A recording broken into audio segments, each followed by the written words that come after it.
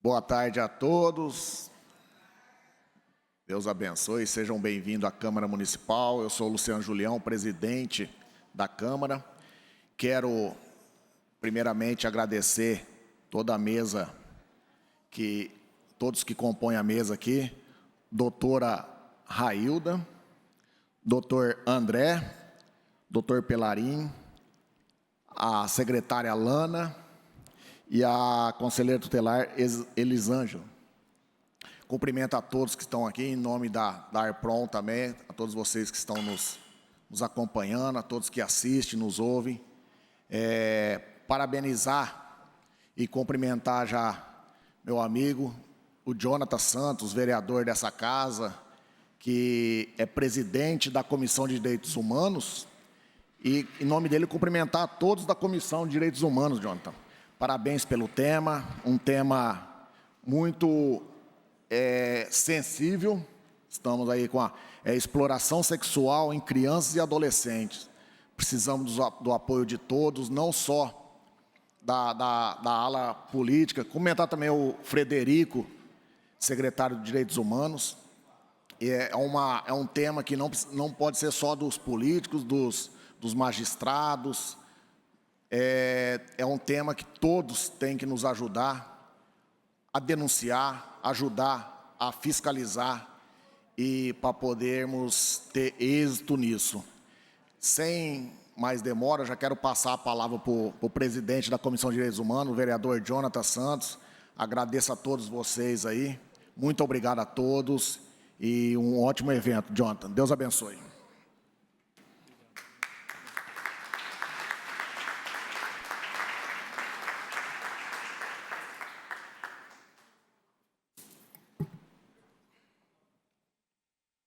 Obrigado a todos, uma boa tarde. Quero até pedir ao nosso querido secretário de Direitos Humanos, doutor Frederico, para também compor a mesa de honra. O senhor já fez aqui os agradecimentos, mas eu quero mais uma vez salientar e agradecer a presença da Railda, que é psicóloga da Vara da Infância, doutor André Luiz de Souza, está aqui. Obrigado, doutor, pelo convite, por receber o nosso convite, prontamente aceitar estar aqui, falando de um tema tão importante em um dia que não é mais uma data. Eu digo que é um dia de reflexão e nós vamos aqui debater esse tema tão complexo, mas de suma importância, que é a luta contra o abuso e a exploração sexual infantil. Agradecer também aqui imensamente, doutor juiz Evandro Pelarim. Doutor, muito obrigado pela sua presença. Agradecer mais uma vez aqui do meu lado, secretário doutor Frederico. Obrigado a Lana Braga.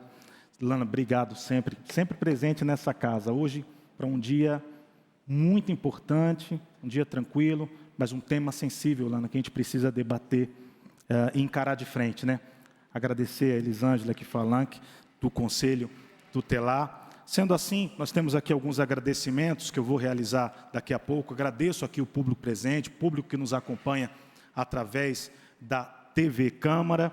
Eu convido a todos os presentes para, em posição de respeito, acompanharmos a execução do hino nacional e, na sequência, o hino de São José do Rio Preto.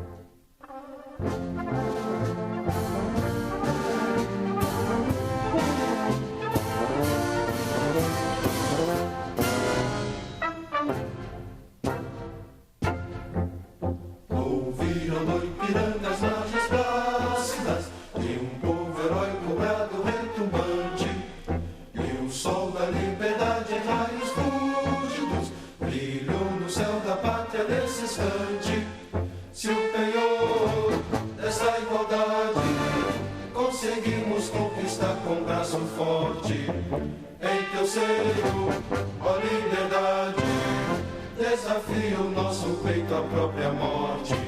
Ó pátria amada, idolatrada, salve, salve.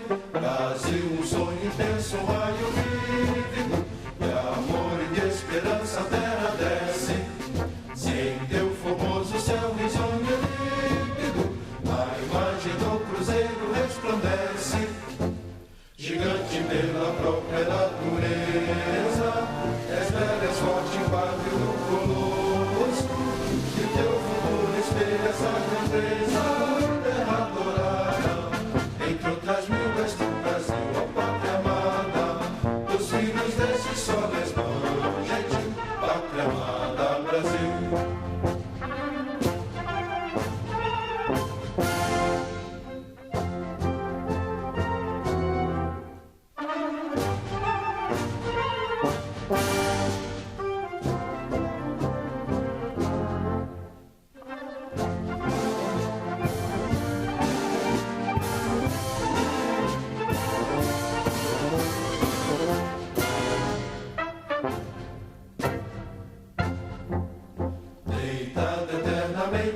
berço esplêndido, ao som do mar e à luz do céu profundo.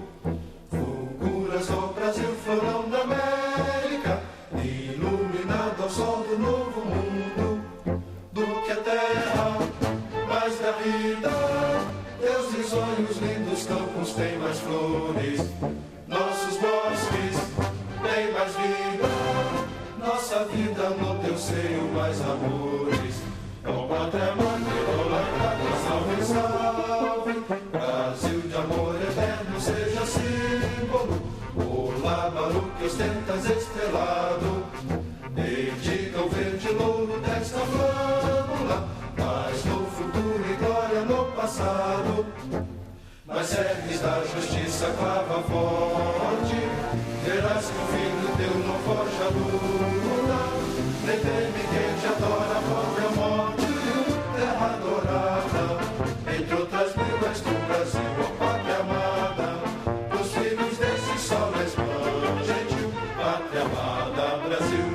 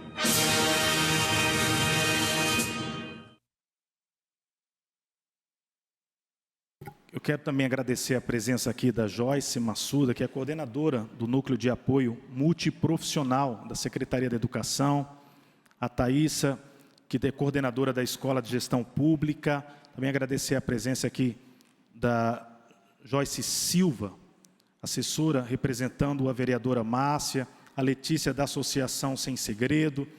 Também agradecer a presença da Rosângela, que ela é pró-reitora da Acadêmico da Uninorte, a Paula Bernardes, coordenadora a odontologia da Uninorte. Também agradecer aqui, não posso deixar de agradecer aqui a todos os conselheiros tutelares que estão aqui presentes nesse dia tão emblemático para a nossa cidade de São José do Rio Preto. Agradecer a nossa querida secretária Rosiclé. Secretária, sua presença aqui é sempre tão importante, né?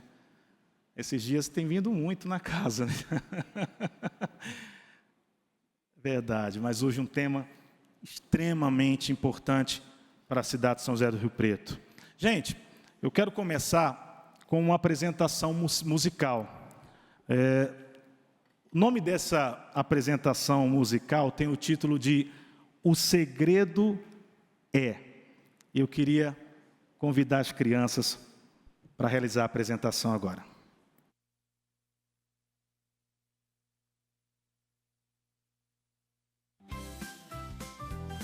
Oi, crianças, eu sou a Emília. Tudo bem com vocês? Que cara é essa, Celi? Parece que viu um fantasma. Às vezes, eu sinto medo de algumas pessoas e eu não sei o que fazer.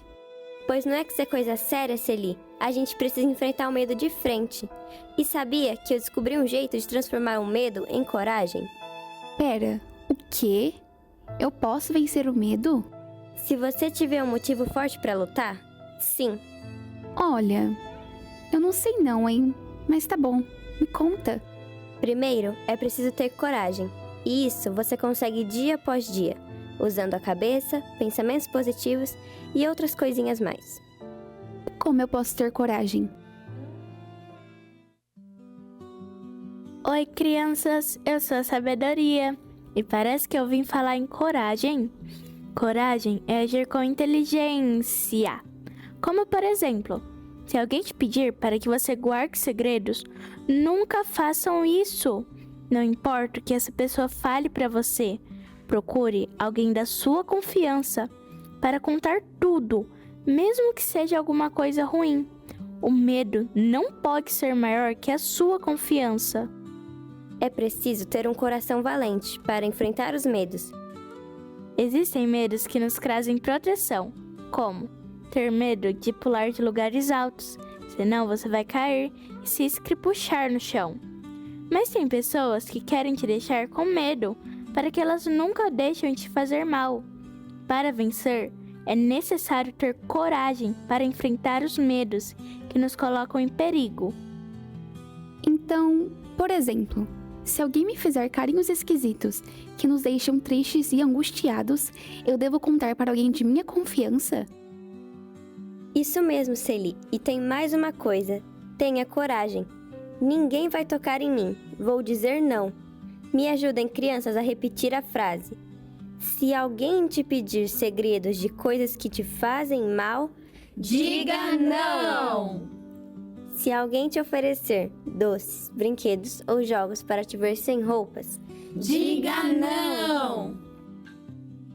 Vou contar um segredo muito importante. O segredo é o número 100. Você pode ligar a qualquer hora do dia. Esse número é como uma chave mágica que abre a porta para pessoas que querem te ouvir e proteger. E sabe o melhor de tudo? Você pode ligar e contar tudo sem medo. Você pode confiar. Crianças, hoje eu aprendi algo muito importante. Ninguém deve guardar o medo sozinho. Conte para um adulto em quem confia ou diz que sim. Você não está sozinho. A coragem mora na verdade. Sempre haverá alguém para ajudar. Agora vamos cantar, crianças.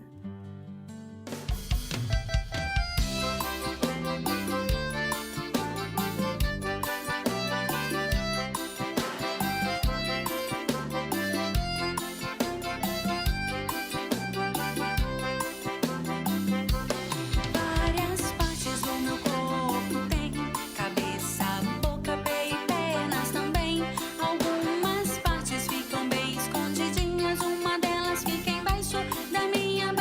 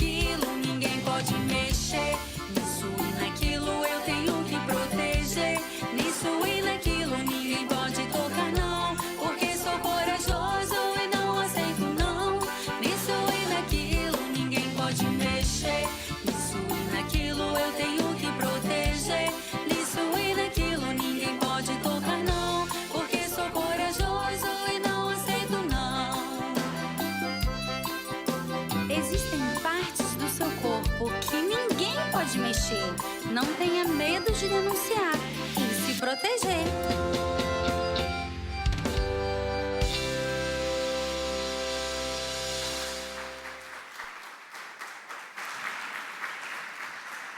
Obrigado, gente, que lindo, né?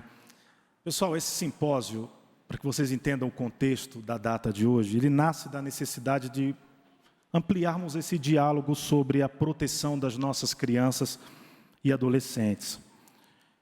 Para isso, a gente tem que fortalecer, e essa é a ideia, a conscientização da sociedade, a atuação integrada, como vocês estão acompanhando, dessa grande rede de proteção da nossa cidade de São José do Rio Preto.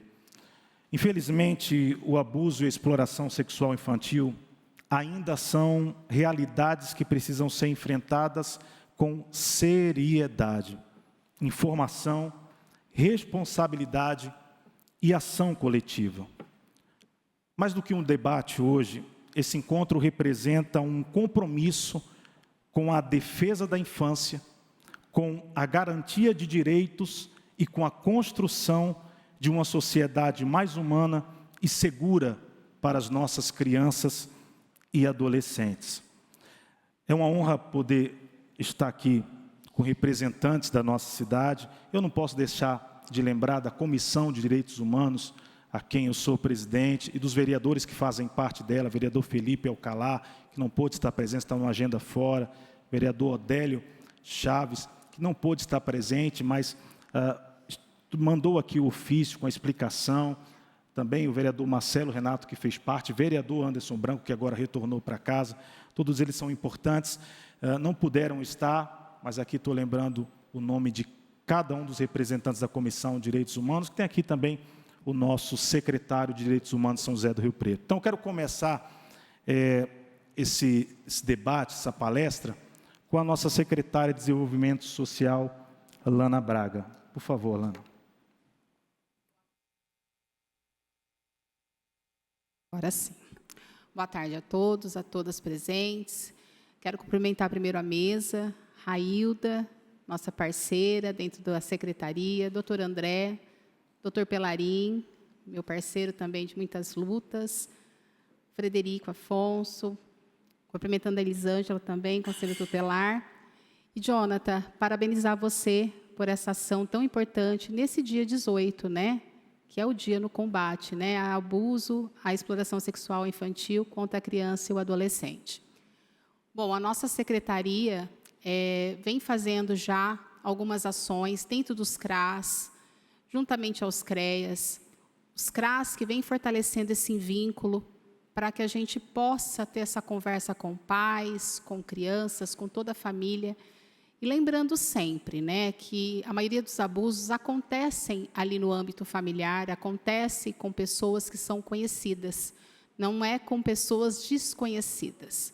Nós precisamos estar muito atentos, mas a prevenção é o melhor caminho, vereador.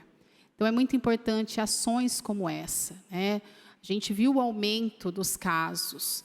A DDM, que é um dos canais de denúncia, trouxe muito claro a nós esse aumento em 10 anos de mais de 150%. É um número assustador. Eu que trabalho com violência doméstica, entendo o quanto esses números de violência são inacreditáveis. Quando a gente fala da criança, até ontem vi algo muito interessante, falando agora da Copa do Mundo, né, das trocas de figurinha, e aonde tem a maior concentração de crianças nesse momento, né? E que a gente precisa ficar atento, porque nesses lugares que parecem inofensivos, muitas crianças estão indo desacompanhadas dos pais para fazer essas trocas. São muitos locais que estão fazendo essas trocas. Pode parecer uma coisa boba, mas é um lugar que a gente precisa, sim, estar atentos. Os lugares, não existe classe social, a gente precisa entender que a violência ela está estampada em todos os lugares, principalmente contra as crianças. Então, é nosso dever, não só como poder público, é nosso dever como sociedade. Quando a gente entende que uma criança está sofrendo algum abuso, algum tipo de violência, cabe a nós fazer essa denúncia. A criança ela vai trazer alguns sinais, um comportamento que muda, aquela criança que é tão expansiva, de repente essa criança ela fica mais calada, mais quieta. ou mesmo uma agressividade dentro da escola, que é o lugar que a criança passa a maior parte do tempo, é importante que seja feita essa denúncia. É importante que nós, como sociedade também, não só poder público, sociedade, entendeu que aquele vizinho está passando por algo, a gente precisa denunciar. Quando a gente se cala, a gente está cooperando para que essa violência continue, para que esse abuso continue. Dentro dos CRAS, as rodas de fortalecimento de vínculos são muito importantes. São importantes para que esses pais que estão ali, aquela mãe, aquela criança que está ali, ela entenda o que ela está passando. Porque, às vezes, a gente pensa que é muito óbvio, mas não é. Aquela criança, ela naturaliza tanto a violência que já acontece dentro de casa. Às vezes, essa mãe, ela apanha dentro de casa, essa violência, ela se transfere para essa criança também. E ela fica calada, ela se silencia por medo, por vergonha, por achar que ninguém vai acreditar nela. Então, a gente precisa estar atentos. As mães, os pais, as famílias, os tios, vizinhos, nós estamos sempre atentos, preocupados para que essa criança possa ser protegida. O Conselho Tutelar também, juntamente à Secretaria, é um dos canais também de denúncia, estão prontos ali para atender essa criança, né? O CREAS, ele faz toda essa preparação de proteção, de violação de direitos dessa criança. E nós estamos aqui hoje. Muito obrigada mais uma vez, vereador, por, sim, dar ênfase a esse assunto nesse dia, onde uma menina, Araceli, uma menina que tinha apenas 8 anos, né? Ela foi morta, ela foi violentada, e ela é o símbolo de toda essa ação do Faça Bonito, né? Ela é o símbolo de algo que, infelizmente, acontece diariamente.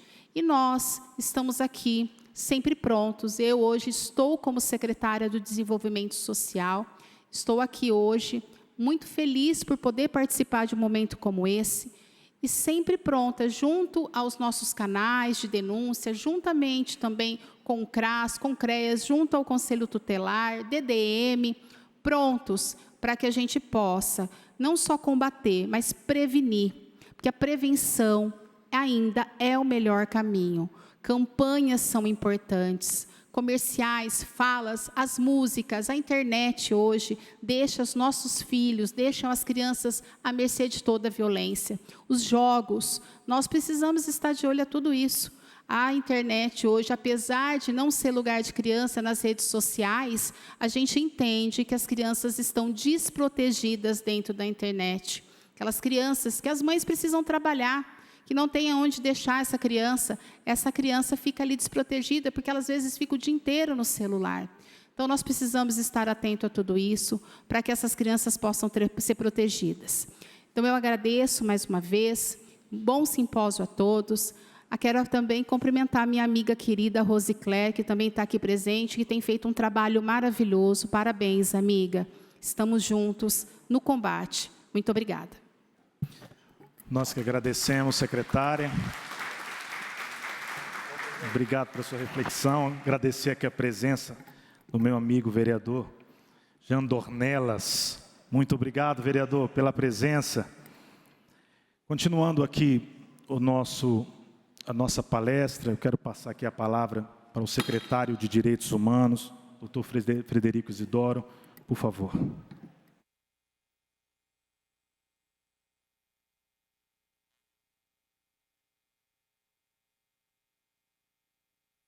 Boa tarde a todos.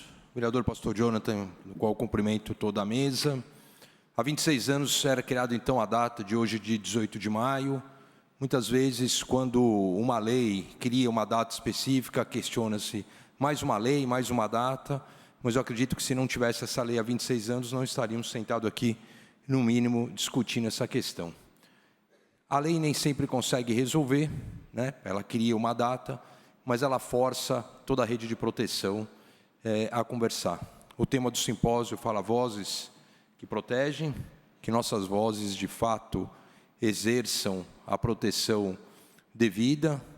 Nós temos normas de sobra, seja a Constituição Federal, seja a Convenção Internacional dos Direitos da Criança, de 89, o ECA, de 90, e toda a normativa posterior. Não nos faltam normas, muitas vezes faltam a aplicabilidade correta dessas normas, né? A criança, ela muitas vezes carrega, a criança e o adolescente carrega muitas vezes sozinha essa violência, essa violação, cuja obrigação era da sociedade ter que evitar, e eu acredito que o nosso papel aqui seja esse, hoje, né? Que 18 de maio do ano que vem nós tenhamos dados menores. Quando você analisa o recorte do Disque 100, o Disque Direitos Humanos, são milhares de violações, num aumento. Eu sempre critico, eu sempre questiono, nunca sei se é um aumento de fato ou uma diminuição de subnotificação. É um tema muito espinhoso, muito íntimo, muito privado, que nem sempre ele alcança a formalidade das denúncias, né? Que as palestras de hoje sirvam justamente para abrir nossas mentes, que a gente saia daqui refletindo, que o tema não fique exaurido na data de hoje ou no mês da coragem. A gente tem 2 cores, nós temos um ano muito colorido, mas que não fique restrito apenas a 18 de maio ou ao mês de maio. Pastor, parabéns mais uma vez aí pela iniciativa, bom simpósio a todos.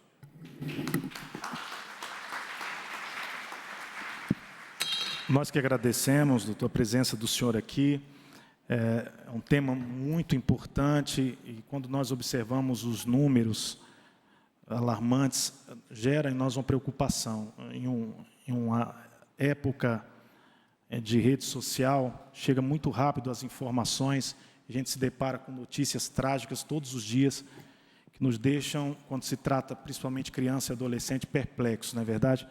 Por isso eu considero esse simpósio de suma importância.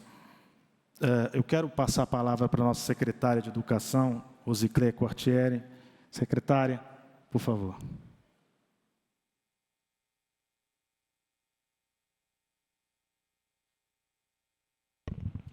Boa tarde a todos aqui presentes. Obrigada pela oportunidade. Eu sempre digo que, na verdade, esse tema de extrema importância, e ouvindo a secretária, o secretário falarem aí, é lógico que eu não posso deixar de pensar um pouco na dificuldade de uma criança e um adolescente passar pelo processo de educação quando ele sofre um abuso, quando ele sofre uma exploração sexual. Como bem o secretário pontuou, é uma questão muito delicada. E em educação nós discutimos tantas questões, tantos procedimentos, tantas ferramentas para tornar o ensino mais dinâmico, mais criativo, mas como aprender? Como chegar a realmente ter a coragem de fazer uma denúncia como essa, secretária? Quando muitas vezes o meu abusador é o meu pai, é o meu irmão, a minha mãe.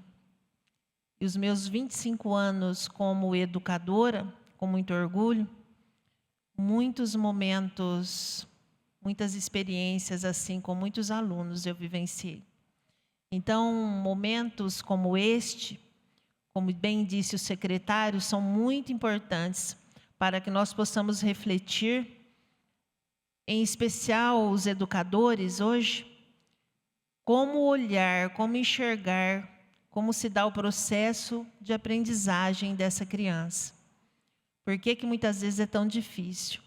Como que eu vou pensar em português, e língua portuguesa e matemática, sendo que na minha cabeça tem tantas coisas muito mais sérias que estão acontecendo? Então, é sobre isso. Parabéns pela temática, parabéns a todas as pessoas aqui dispostas a aprender um pouco mais, como eu, como vocês. Muito obrigada. Nós que agradecemos, secretário. Obrigado pelas suas palavras. Para a gente oficialmente iniciar as palestras, eu vou falar apresentar, mas vocês já conhecem a atuação do doutor juiz Evandro Pelarim, na nossa cidade de São José do Rio Preto. O doutor é uma referência quando se trata na defesa dos direitos da criança e do adolescente aqui do nosso município. Doutor, mais uma vez, seja muito bem-vindo. Bom, dirijo-me aqui ao vereador Jonathan Santos, presidente da Comissão de Direitos Humanos da Casa, ao secretário municipal de Direitos Humanos, Frederico Afonso, Lana Braga, secretária municipal de Desenvolvimento Social, Rosicler Quartieri, secretária municipal de Educação, Dr. André Luiz de Souza, promotor de Justiça da Infância e Juventude, Railda Galbiati, psicóloga judiciária, coordenadora do NAICA, Núcleo de Atendimento Integral à Criança e Adolescente, lá na Vara da Infância e Juventude, a Elisângela Falanque, conselheira tutelar, uma pessoa de quem cumprimento todos os conselheiros tutelares aqui presentes, a todos os presentes, senhoras e senhores, aos meninos e meninas que estão aqui da Escola do Legislativo, isso é muito positivo para todos nós, aqueles que fizeram, né, os meninos e as meninas que fizeram aqui a apresentação que nós assistimos no início, enfim, meus cumprimentos a todos e todas. Esse tema é um tema muito espinhoso, muito difícil, porque ele tem que ser tratado sempre de forma sem rosto. Nós temos que tratar do tema de uma maneira geral, evitando-se exemplos concretos, práticos, que possam levar à identificação de quem quer que seja, porque é um drama que é vivido por uma pessoa e que pode ser indelével na sua vida, né? Pode ficar marcado para sempre. Aqui eu vou resgatar um pouco a fala do nosso secretário municipal de Direitos Humanos, para dizer que nós temos a legislação brasileira, uma legislação praticamente suficiente para o enfrentamento dessa questão. Claro que, como toda obra humana, a lei depende de ajustes, aprimoramentos, mas, de maneira geral, nós temos um ordenamento jurídico muito bem estabelecido. E talvez aqui também nós nos devamos nos indagar como cidadãos, se quando há muitas leis, não falta ética, né? Ou será que nós estamos precisando de mais e mais leis ainda, né? E falando em ética e falando em comportamento, é importante dizer aqui também, e num ponto na fala da secretária do Desenvolvimento Social, a Lana, que apontou sobre a necessidade um pouco da nossa própria vigilância.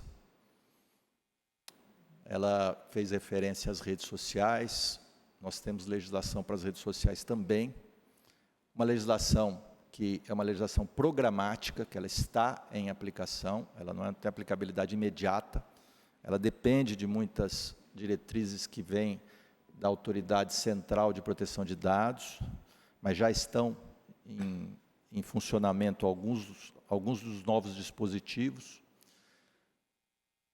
Mas também nós precisamos, às vezes, indagar pequenos comportamentos que, às vezes, podem ter grandes consequências. Eu, recentemente, estava passando pela rua, por uma avenida, Pastor Jonathan, e vi um caminhão grande, luminoso, com fantasias, com pessoas fantasiadas, com várias crianças no caminhão, né, uma diversão para as crianças. E como o caminhão estava logo à minha frente, e eu pude observar por um longo período, as músicas que eram cantadas naquele caminhão eram só de sexualização infantil. Eu não vi, olha, fiquei impressionado, secretário Frederico, de ouvir a virulência sexualizante daquelas músicas naquela carreta. Às 3, 4 horas da tarde. Quer dizer, será que nós adultos não temos que prestar um pouco mais atenção no que nós estamos expondo em público às nossas crianças, nossos adolescentes? Que eles possam eventualmente ter um acesso clandestino burlando as vigilâncias dos adultos, isso infelizmente acontece. Agora, os adultos, publicamente, nem reservadamente, publicamente, promover esse tipo de cultura, né, se é que podemos dizer assim, que sexualiza e nas músicas que eu estava ouvindo, vulgariza o corpo feminino, objetifica o corpo feminino. Então, voltando na fala do nosso secretário Frederico, estão faltando leis ou faltando ética? Estou dando um exemplo, mas evidentemente tem tantos outros comportamentos públicos nossos, né, nesse tema, não só na internet, né, festas de aniversário. Será que nós não temos que ser um pouco mais vigilantes em relação àquilo que nós nos apresentamos às nossas crianças e adolescentes? Enfim, há muita coisa a falar sobre isso, mas nesse ponto aqui, que eu gostaria de deixar a provocação, é sobre o nosso comportamento como adultos, sobre aquilo que nós adultos estamos passando para as nossas crianças e adolescentes. Eu vou pedir, pastor Jonathan, dentro do tempo que me foi concedido, para a Railda, que trabalha conosco na Vara da Infância e Juventude, para ela fazer uma apresentação. E aqui nós vamos apresentar alguns números, só de um recorte da Vara da Infância e Juventude. É claro que isso não pega números do Conselho Tutelar, não pega números da polícia, não pega os casos que não foram notificados. Só o recorte dentro da Vara da Infância e Juventude, nós vamos observar ali que as vítimas, principalmente dos abusos sexuais, quase 90% são meninas. Meninas. Quem mais são acometidas pelos atos brutais que podem acontecer com as crianças e adolescentes. Então, fica aqui, de nossa parte, essa provocação sobre leis e ética, comportamento ético em relação a esse tema, quando estamos diante de crianças e adolescentes, nos ambientes públicos que essas crianças e adolescentes estão frequentando. Não vou nem dizer nos privados, obviamente, mas estou só falando da absurdidade que a gente encontra em comportamentos públicos de adultos diante de crianças e adolescentes. Enfim, eu gostaria, pastor João, com a sua permissão, que a Railda pudesse nos apresentar. Railda, por favor, apresentar um esboço, e só resumidamente dizer que nós da Vara da Infância e Juventude, aqui, meu colega de trabalho, doutor André, promotor, nós temos a tarefa de provocados, no caso do juiz, pelo promotor, pelo conselho tutelar, pela polícia, enfim, de adotar as medidas de proteção para aquelas crianças e adolescentes que foram vitimados, que precisam de um depoimento especial ou de uma medida de afastamento do suposto agressor, enfim, são decisões que são dadas no processo. Mas nós também fazemos um esforço muito grande, embora não sejamos idealizadores por lei de políticas públicas, nem executores, mas nós também tentamos ajudar o município e a comunidade, criando alguns projetos, ajudando a execução de alguns projetos, para prevenir os atos de violência contra crianças e adolescentes, que é algo aqui que a Railda vai nos ajudar a apresentar com o núcleo que ela coordena na Vara da Infância e Juventude, que é específico para crianças e adolescentes vítimas de violência. Então, Railda, por favor.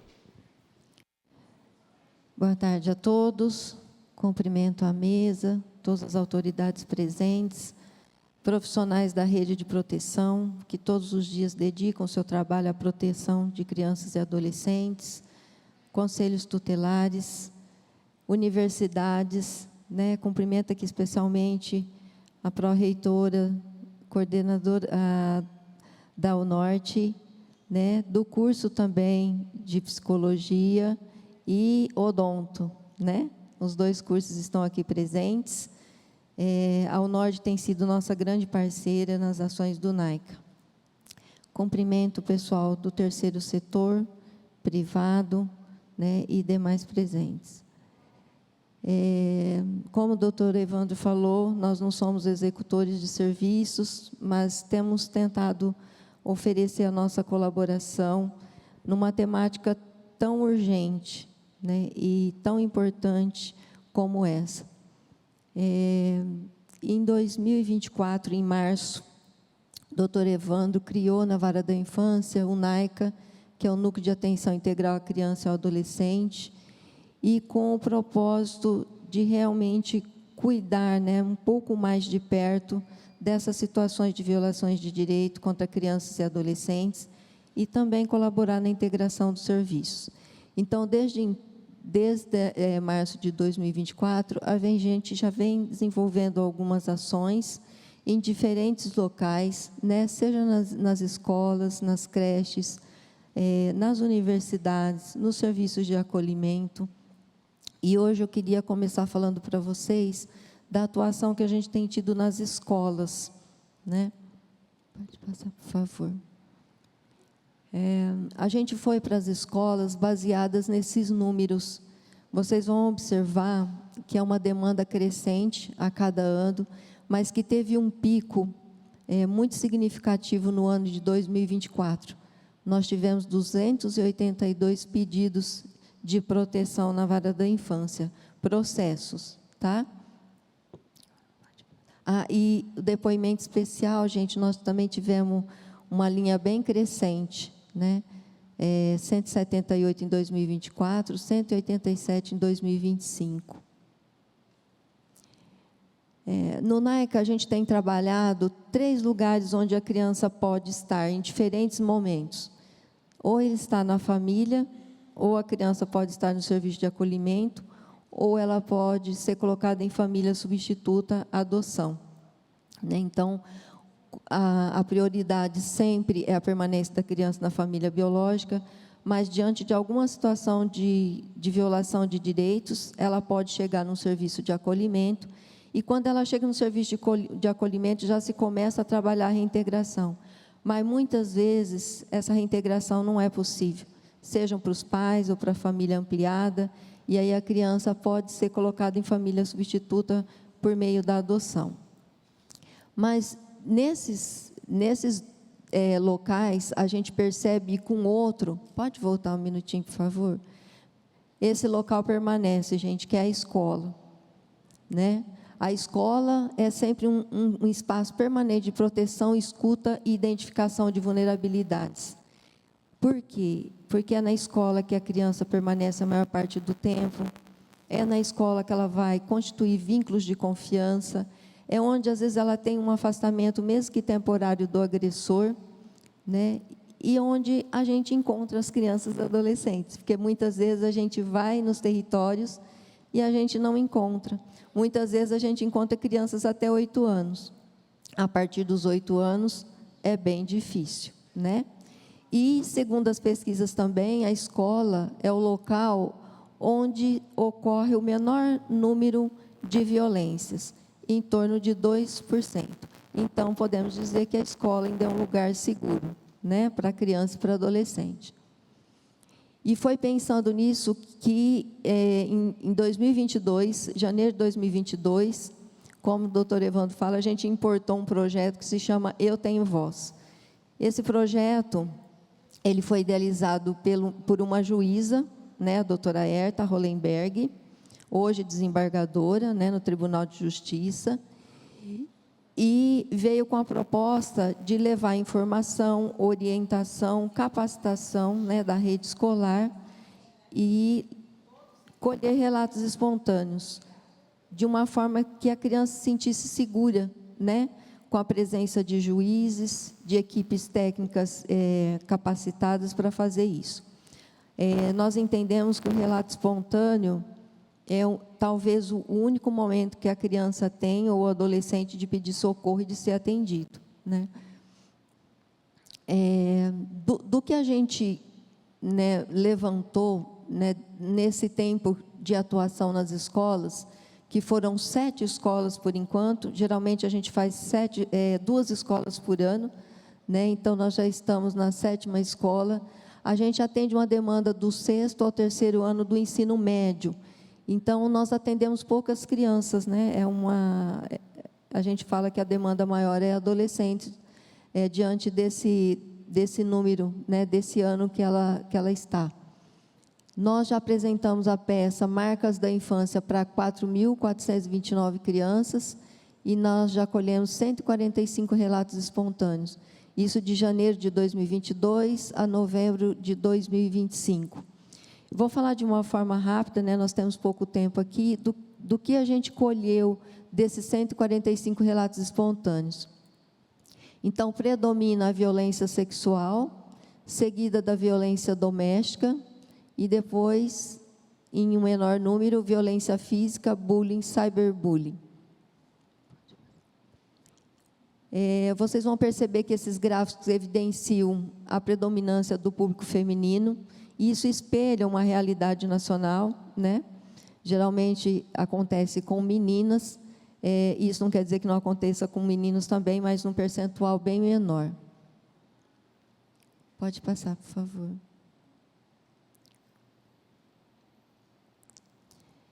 Aí eu coloquei mais ou menos o perfil dos possíveis agressores. A gente observa também que, geralmente, tem um parentesco com a vítima, né? Então, isso comprova que acontece mais no ambiente familiar, ou com pessoas próximas, né, dessa criança, desse adolescente, tendo um percentual bem menor com pessoas desconhecidas.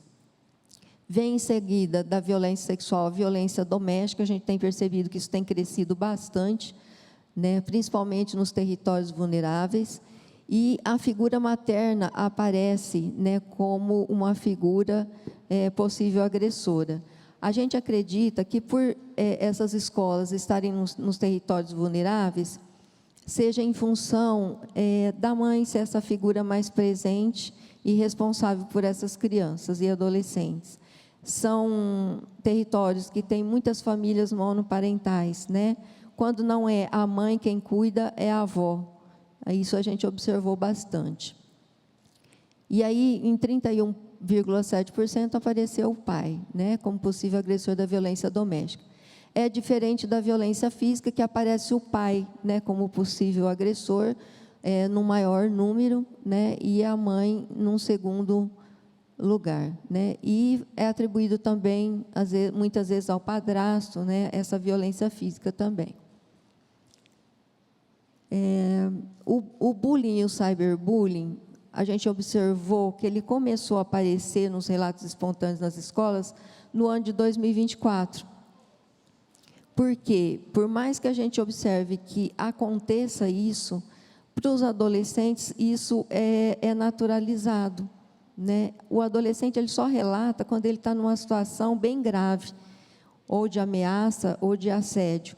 A princípio, ele entende aquilo como algo que dá um certo pertencimento a ele, porque as ações começam com uma certa sedução, né, no espaço virtual.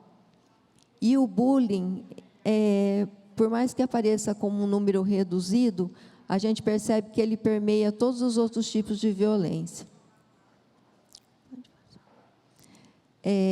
Como eu disse, isso é uma pequena amostra, né, gente? 7 escolas. Mas se a gente fazer um comparativo com o Anuário Brasileiro de Segurança Pública de 2025, que corresponde aos números de 2024, né? A gente vai ver que também o 2024 foi um ano que teve o maior número da história de estupro e estupro de vulnerável, né? Que 76,8% das vítimas são crianças e adolescentes, sendo que 76,8% envolve menores de 14 anos. As meninas aparecem como o maior número de vítimas, né, e maior número também aconteceu dentro do ambiente, né, da moradia, e 45,5% os agressores são familiares, 20,3% parceiros ou ex-parceiros íntimos, e tem um crescimento do bullying e do cyberbullying. E um aumento de mortes violentas intencionais entre os adolescentes. Bom, mas diante de todos esses dados, né, o que a Vara da Infância avançou? porque não é simplesmente ir lá na escola, colher os relatos espontâneos e deixar a ferida aberta, né? Muitos adolescentes, muitas crianças relatam, confiando que poderão sair daquela situação ou que terão algum tipo de ajuda. Então, na Vara da Infância e Juventude, nós criamos um protocolo, né, que tem atendido, de certa maneira. É lógico que tudo que a gente faz, a gente sempre tem que aprimorar, né, conforme o que for sendo trazido para nós. Inicialmente, né, quando nós chegamos com esse relato espontâneo na Vara da Infância, nós convocamos as famílias a comparecer na Vara da Infância para um acolhimento protetivo. Então, nós nos preocupamos, no primeiro momento, em acolher, né? Não é nem tanto falar sobre a situação da violência, mas quem é essa família? Quais são as necessidades dessa família? Do que realmente ela precisa, né? Então, nesse acolhimento protetivo, a gente explica o que é o projeto, qual que é o propósito desse projeto, né? Os benefícios que as famílias poderão ter, né, com as ações. E nós fazemos um convite à família para que ela permaneça no projeto, tá? Mas não é nada obrigatório. As crianças e os adolescentes passam por uma testagem, né? Então, os alunos da UNORTE, essa testagem não é para falar também, viu, gente, da situação de violência, mas é para a gente levantar potencialidades, habilidades, porque o que a gente pensa é que a gente tem que ressignificar essa vivência, e não ficar falando sobre ela ou revitimizar essa criança, esse adolescente, né? Mas criar perspectiva de futuro, né? Fazer com que essa marca não seja tão profunda ao longo da vida. O atendimento psiquiátrico breve também, quando ele é necessário. A gente observa que muitos adolescentes têm um comportamento de automutilação, situações muito graves, de, por exemplo, a gente estar numa escola e adolescente ir até o banheiro e se cortar, né?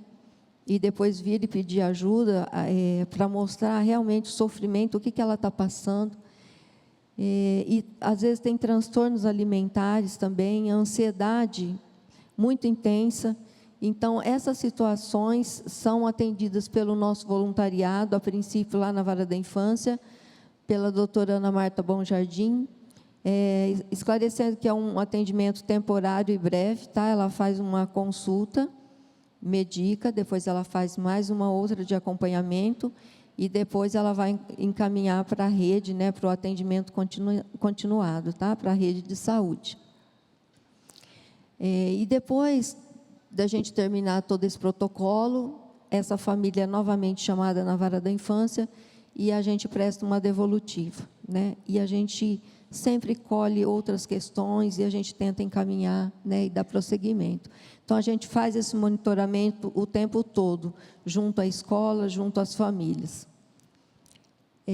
Dos encaminhamentos, então, a gente vai, depois de concluído o protocolo, encaminhar para a rede de proteção, isso para todos os serviços, dependendo da demanda que for trazida.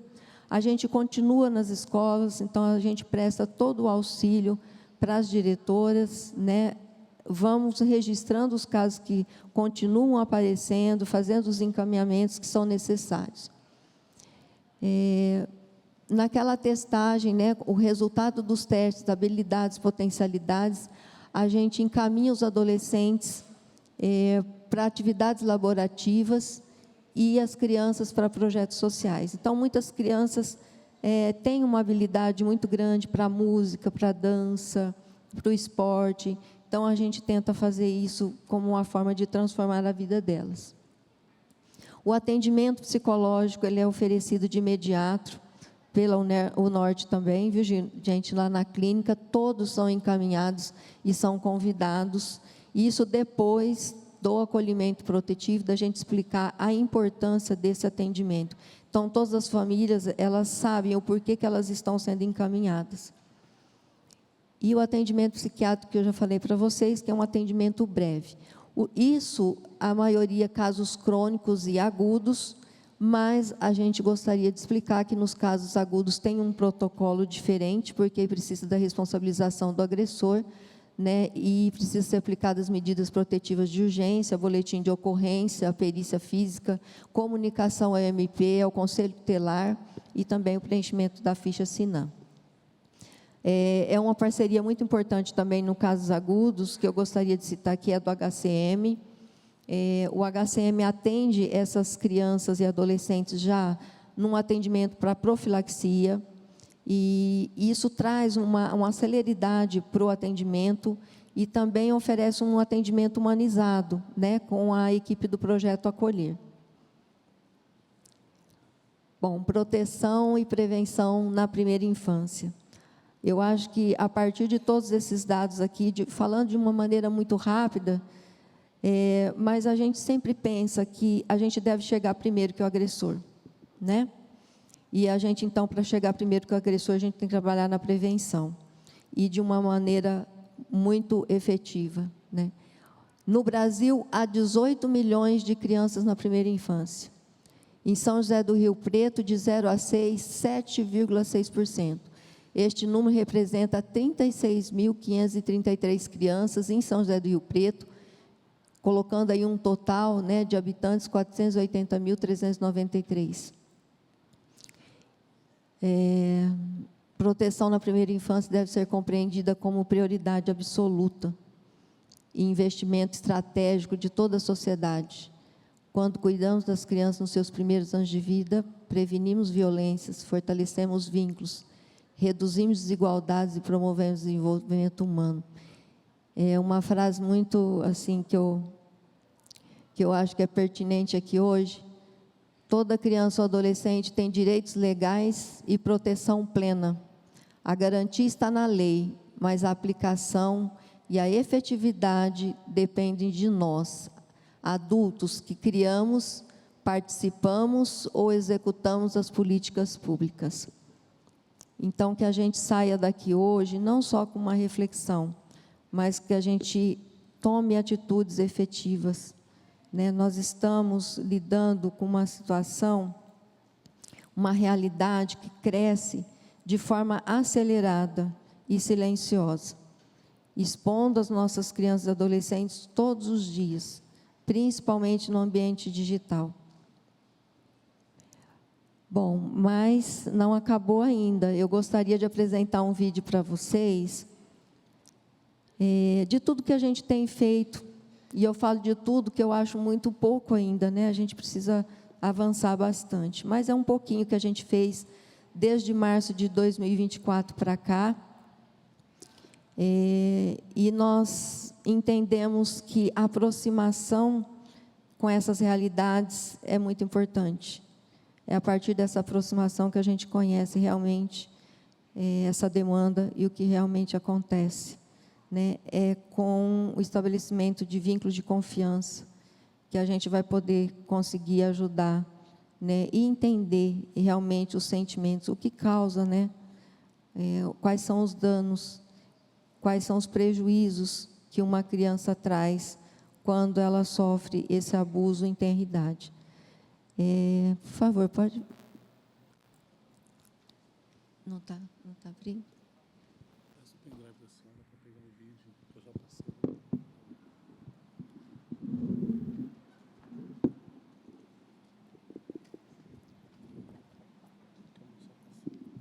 Doutor, acredito que o vídeo já está sendo colocado lá. Seria importante, né, doutor Pelarim? O vídeo é curto, mas é importante. Já está no ponto, né? Por gentileza, vamos acompanhar. Começa com um grito. Muitas vezes, ela começa no silêncio. No silêncio de quem tem medo e não sabe como falar. No silêncio de quem ainda espera ser ouvido. E é por isso que toda escuta importa.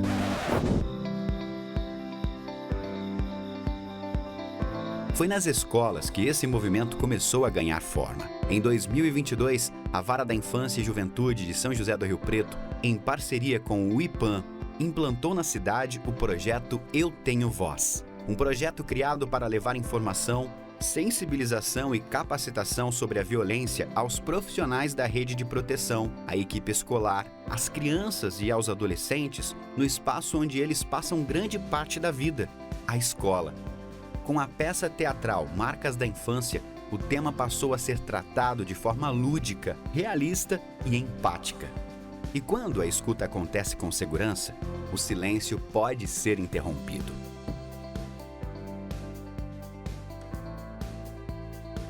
Mas escutar era só o começo. Era preciso garantir continuidade, proteção e efetividade a esse cuidado. Assim, em março de 2024, foi criado na Vara da Infância e Juventude o Núcleo de Atenção Integral à Criança e ao Adolescente, o NAICA, junto a um protocolo voltado ao atendimento das vítimas e de suas famílias. Um fluxo construído para acolher, avaliar, orientar, encaminhar e monitorar. A criança e o adolescente são protegidos. A família é orientada. E foi a própria realidade revelada por essa escuta que apontou o próximo passo. Os relatos, os dados e as vivências mostraram que era preciso ir além dos muros da escola. Foi assim que nasceu o Giranda. Primeiro como projeto, depois como programa. Implementado em março de 2024, o programa Giranda nasce para ampliar a proteção, a prevenção e a garantia de direitos, fortalecer as parcerias, integrar serviços e criar espaços de escuta, orientação, reflexão e transformação. Porque proteger crianças e adolescentes também é estar perto, é articular, é construir rede. Nos territórios socialmente vulneráveis, como no Piloto do Santo Antônio, o cuidado se traduz em oficinas pedagógicas para crianças, cursos para adolescentes, orientação às famílias e cursos de geração de renda e aproximação com os profissionais da rede de proteção. Nas creches, a proteção e a prevenção começam ainda mais cedo. Com o projeto O Ninho que Acolhe Desde o Berço, o programa Giranda fortalece o cuidado à primeira infância por meio de rodas de conversa, escutas qualificadas e ações formativas com educadoras e auxiliares. Nos serviços de acolhimento, o Giranda intensifica a aproximação com os demais integrantes da rede de proteção. Com o CIPIA, fortalece a articulação e a qualidade dos serviços. Com o projeto Memórias, ajuda a preservar histórias, afetos e identidades.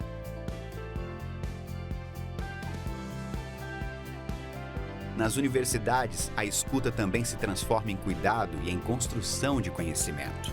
Ali se desenvolvem ações voltadas aos pretendentes à adoção e também às crianças e aos adolescentes em estágio de convivência adotiva, fortalecendo vínculos e oferecendo suporte emocional.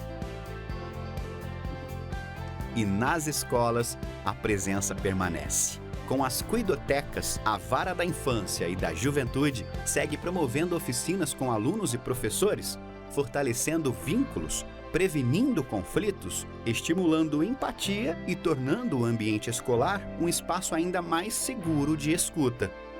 Porque toda escuta importa.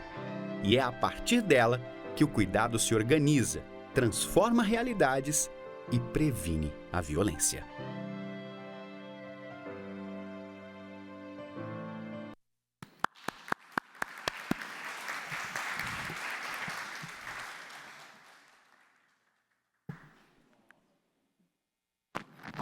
Mais alguma consideração?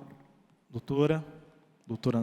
Só para encerrar, mesmo, pastor Jonathan, agradecer ao Norte, que é o nosso braço que nos ajuda com essas crianças vítimas de violência. Nós não temos condições, dentro da Vara de Infância e Juventude, de pessoal para atender todas as famílias e as crianças vitimadas. E graças a um acordo, né, que nós fizemos com a Norte é a nossa parceira nisso. Então, meus agradecimentos aqui ao Norte, na pessoa da Pró-Reitor. Muito obrigado, viu?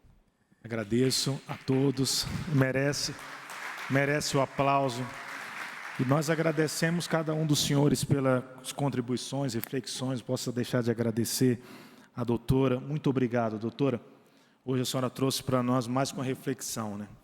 Trouxe um alerta, dados importantes e de fato, na prática, o que tem sido realizado em São José do Rio Preto para como o senhor bem disse, doutor Frederico, possamos chegar aqui no próximo ano com números reduzidos do que foi passado hoje aqui no slide.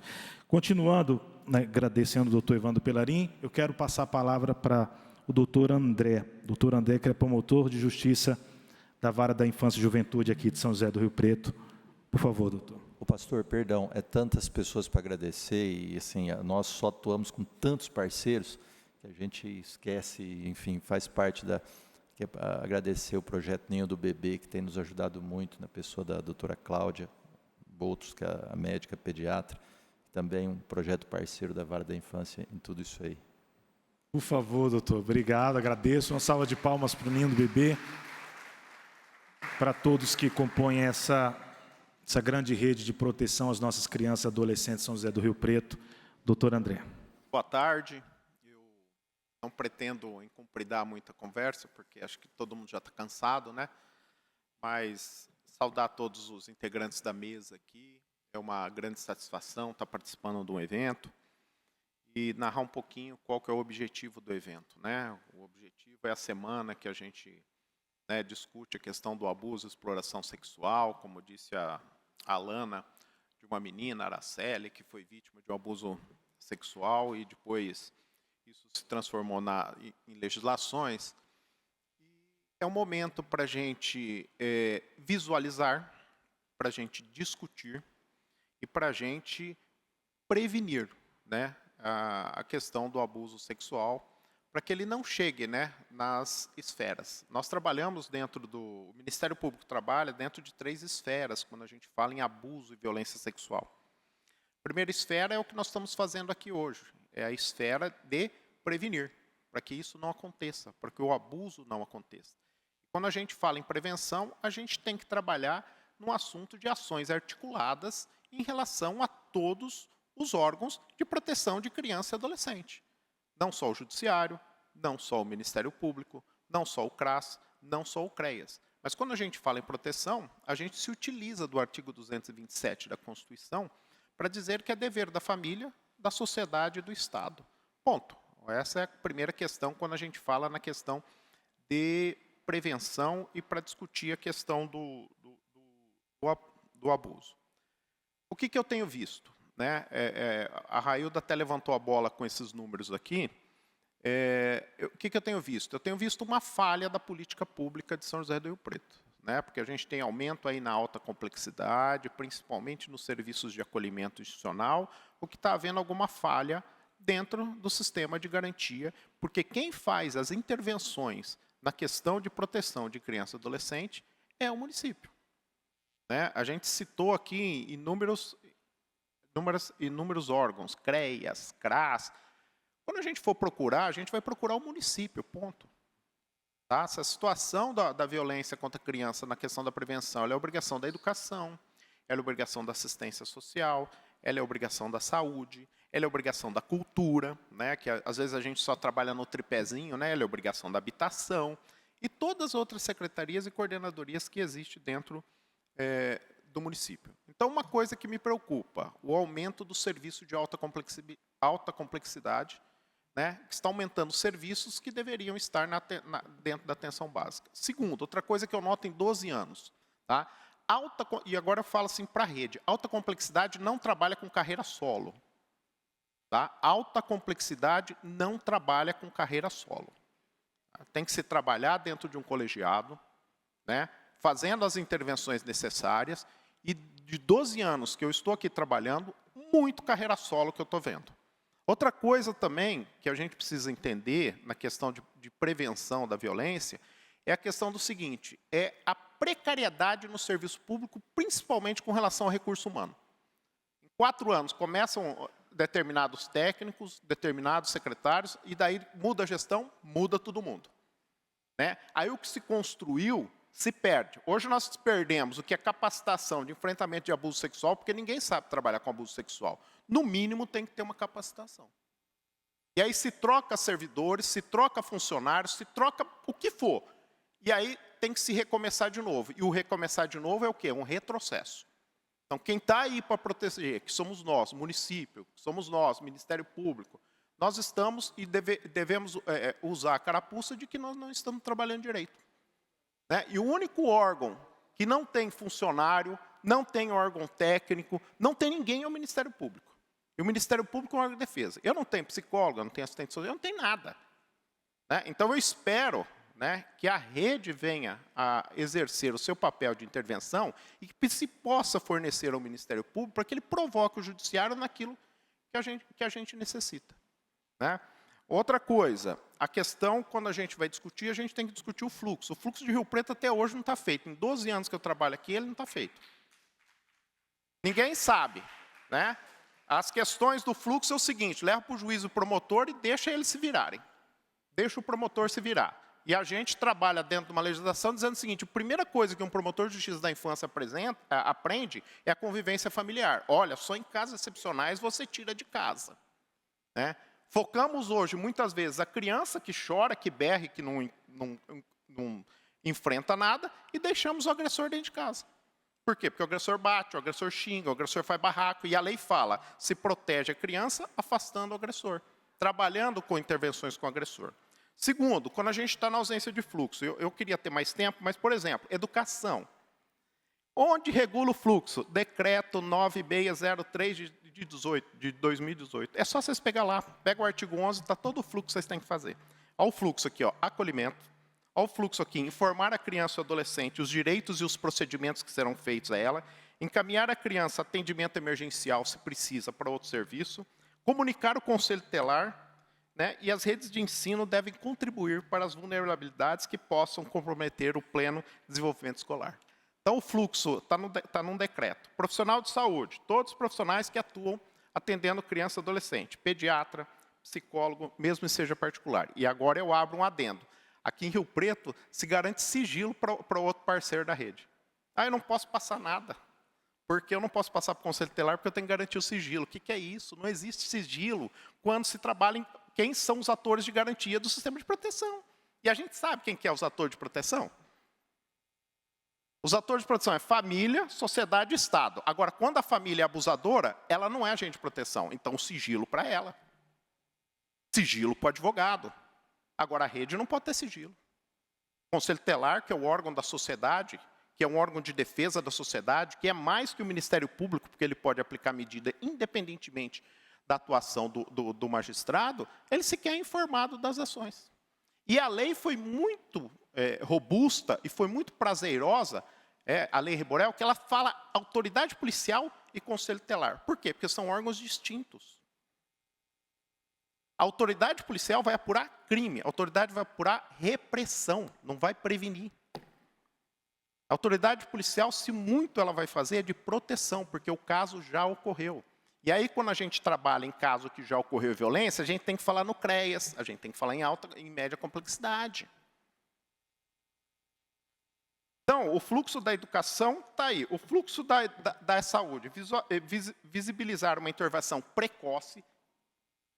Por quê? Porque a gente defende pessoas. A gente não trabalha com diagnóstico fechado, a gente trabalha com diagnóstico precário. A criança mentiu. Não, a criança não mentiu. O adolescente mentiu. Não, a gente trabalha com diagnóstico precário. Sabe aquele negócio assim, eu preciso da prova para acionar. Não, quem precisa da prova é o delegado, não a rede. Então, a gente trabalha com diagnóstico precoce. E quando for feita uma fala de criança e adolescente, a gente tem 3 mecanismos.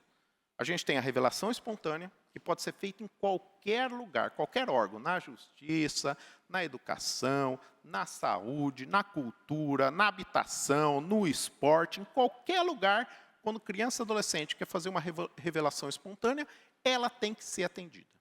E tem que ser feita. Porque nós somos órgãos de proteção, a gente não precisa trabalhar engessado, igual a polícia. Eu vou aguardar um inquérito para ver o que eu faço. Não.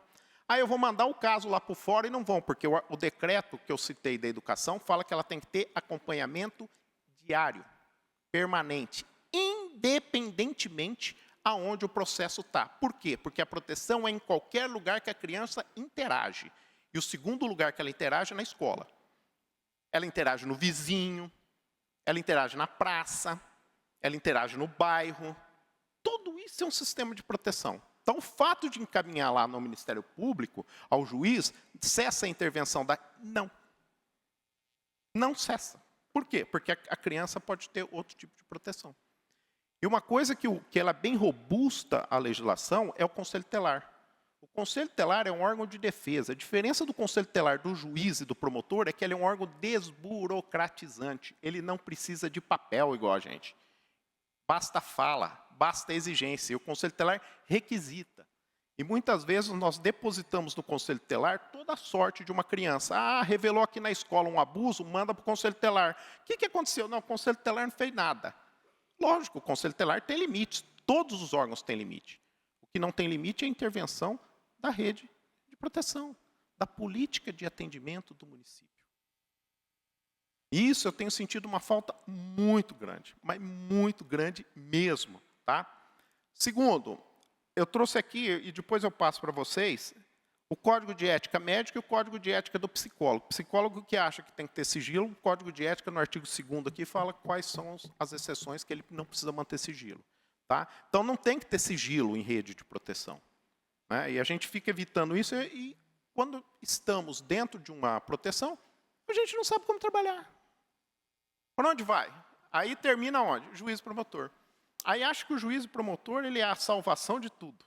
Né? Ele que vai salvar tudo. De jeito nenhum. O Ministério Público ele trabalha na prevenção, quando ele trabalha com a questão da rede. Né? E aí a rede precisa ter um atendimento, um fluxo adequado de denúncias. Tá? E quem anda não é o moleque, quem anda não é a menina, quem anda é o papel.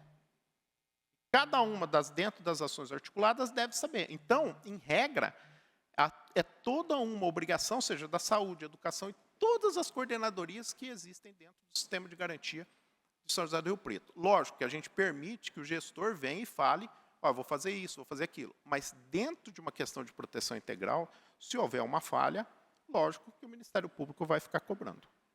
Tá? Então, assim, eu queria deixar bem claro isso. Primeiro, eu repito, pode ser qualquer outro promotor que venha assumir o meu lugar. Eu não vou admitir carreira solo em alta complexidade. Quero que já soe um alarme. Tá? Quem tiver aí decisão lateral, pensar de um jeito, pensar daquilo, vai ter problema comigo a partir de agora. Carreira solo eu não vou admitir. Tá? Tem que se trabalhar em conjunto, tem que se realizar fluxo, tem que se trabalhar com o Conselho Municipal, onde estão as políticas, e tem que ser identificado quais são as nossas lacunas. O dia 18 de maio é para isso. Não estou dizendo que Rio Preto não faz, mas para discutir, para visualizar e melhorar a questão da proteção integral. Porque a lei fala em proteção integral. E a gente tem que alcançar a proteção integral. Então, eu queria, assim, deixar bem claro, dizer que Rio Preto faz, mas precisa avançar muito.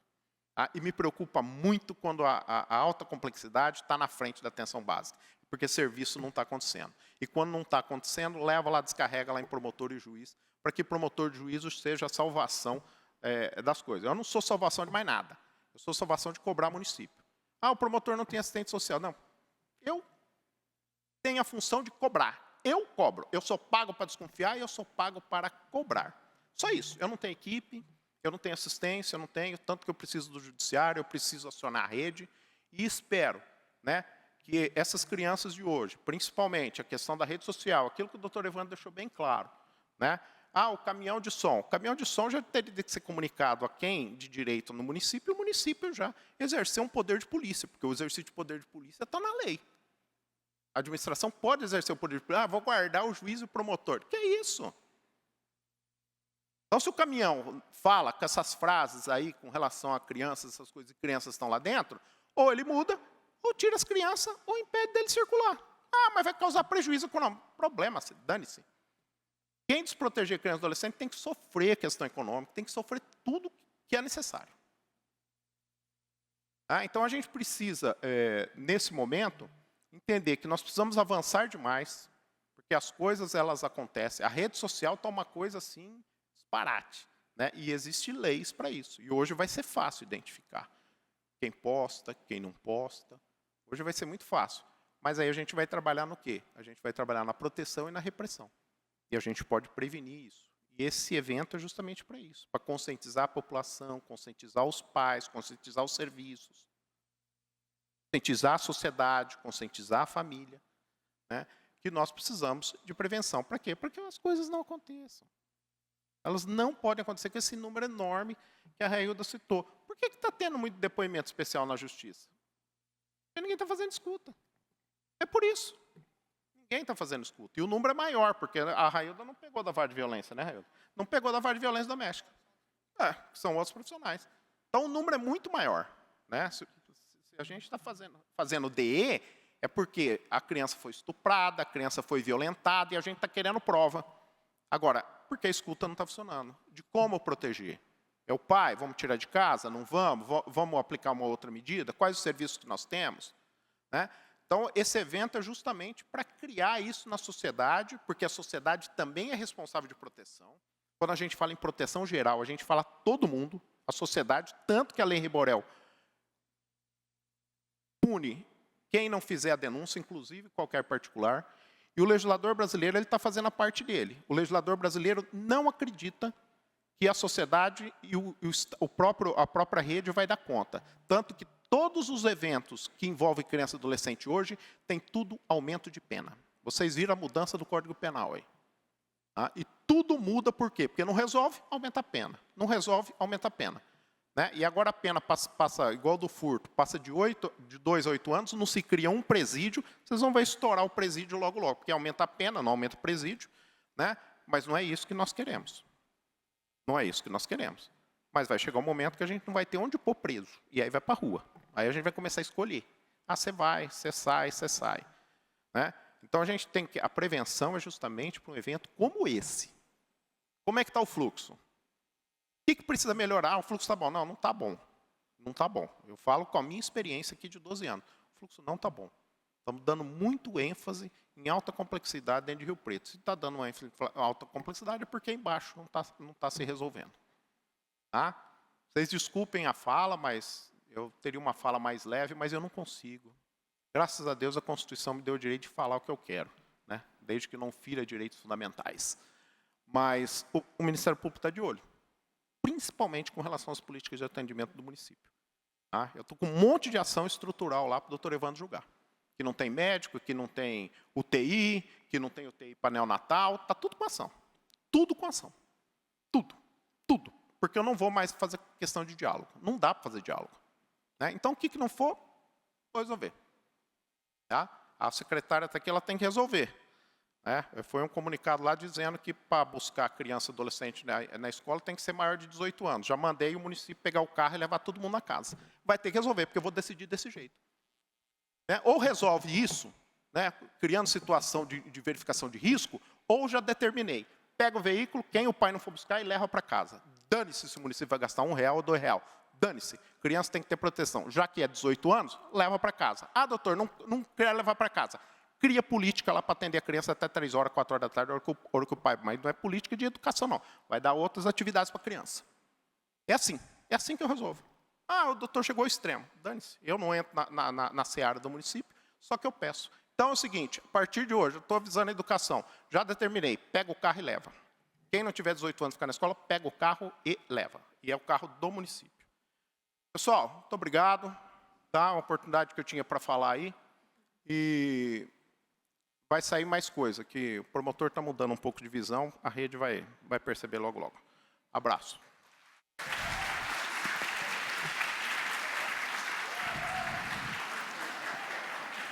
Doutor, agradeço o senhor pelas relevantes colocações aqui, parabéns pela sua fala.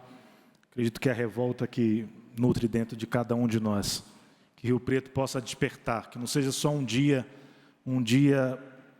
para que possamos debater a causa, ou levantar uma bandeira. E não é isso. Que seja um dia de reflexão, mas de mudança. Que possamos ter políticas públicas que funcionem em São José do Rio Preto, nessa rede de proteção à criança e adolescente. Chegou a hora da gente despertar, chegou a hora de mudar. Eu acredito que essa voz do senhor vai chegar a toda a sociedade de São José do Rio Preto, para que, de fato, todos despertem, sejam aqueles que detém o poder de executar um plano de governo, um plano público de governo, com toda a população, que nós temos que parar de dividir forças e nos unir, porque enquanto nós estamos aí pensando, enquanto nós estamos aí conversando, enquanto nós estamos aí debatendo coisas fúteis, tem crianças sendo violentadas. Isso é caso sério, pessoal. Obrigado, doutor. Eu vou chamar agora a conselheira tutelar, a Elisângela Falanque. Elisângela, obrigado pela sua presença aqui. Tá? E em seu nome, mais uma vez, Elisângela, sei que você vai citar, mas mais uma vez eu cumprimento aqui todos os conselheiros tutelares que estão aqui presentes, que desempenham um papel crucial na proteção das crianças e adolescentes, haja vista, às vezes, sem recursos, sem estrutura, às vezes enfrentando ameaças. Quantas das vezes nos deparamos com conselheiros tutelares enfrentando ameaças, situações vulneráveis, situações difíceis, para proteger uma criança e um adolescente. Então, em seu nome, cumprimento todos os conselheiros tutelares, parabéns, por favor. Boa tarde a todos. Para mim tá bem complicada a minha situação agora, porque todo mundo já falou, né? Eu compartilho da fala de todos os meus colegas aqui, cumprimento a mesa na pessoa do nosso vereador. E esse momento é um momento muito importante, né? Essa discussão, essa troca, nós precisamos de espaços que falem sobre questões que envolvem crianças e adolescentes no nosso município, né? Eu sinto falta disso. Eu estava até comentando com o nosso vereador, que ontem nós estivemos em um outro evento, que, por sinal, foi muito bem organizado, viu, vereador? Parabéns aí pela iniciativa. Todos os anos a gente tem acompanhado o trabalho que o senhor tem desenvolvido. E pegando um gancho no que os meus colegas já falaram, o que a Alana pontuou no início, o que o doutor André traz de informação, de orientação, o que o doutor Evandro falou, pensando no que eu ia falar aqui para vocês, hoje eu tinha feito alguns slides, algumas coisas, e eu falei, não quero falar mais nada sobre isso, vou falar sobre outra coisa. E, coincidentemente, eu trouxe uma breve fala para vocês da corresponsabilidade, né? Quando a gente fala de corresponsabilidade, nós estamos trazendo também para nós a responsabilidade da proteção, não só jogando essa responsabilidade no colo do outro, né? Como já foi citado aqui na mesa, o doutor André disse que, às vezes, a rede encaminha um caso para o Conselho Tutelar, aí fala assim, mas o Conselho Tutelar não fez nada. Infelizmente, nós nos vemos de mãos atadas, porque simplesmente jogam o caso no colo do Conselho Tutelar, e o Conselho Tutelar tem que resolver, né? E nós temos as nossas limitações também. Nós temos tentado, dentro do que diz a lei, seguir o fluxo estabelecido para o Conselho Tutelar. Então, até onde está indo essa nossa corresponsabilidade de também ser o ator de proteção dessa criança que relatou na escola, que relatou para o vizinho, que relatou no ambiente que ela vive, que relatou na igreja, que ela está sendo violentada dentro da sua própria casa. Então, a gente não pode simplesmente pegar o problema e passar para o outro, dizer que aquele lá não é um problema meu. Aquele problema é o problema do Conselho Tutelar, é o problema do Ministério Público, eles que resolvam. Se a gente não mudar o nosso pensamento e a gente não se unir e começarmos a trabalhar, a fazer a engrenagem dessa rede funcionar, infelizmente, hoje foram apresentados dados exorbitantes aqui, e o ano que vem esses dados vão ser maiores, se nada for feito. Então, que nesse momento, nesse espaço que nos foi concedido, que a gente venha sair daqui refletindo sobre quais ações eu tenho executado, eu tenho feito lá no meu espaço de trabalho para corroborar com que o número de violência contra a criança e adolescente no meu município ele venha diminuir. Porque a Lana traz uma informação que eu achei brilhante, secretária, quando ela fala da responsabilidade do pai e da mãe também. Né? É responsabilidade nossa, eu sou mãe e eu sei da responsabilidade que eu tenho com os meus filhos.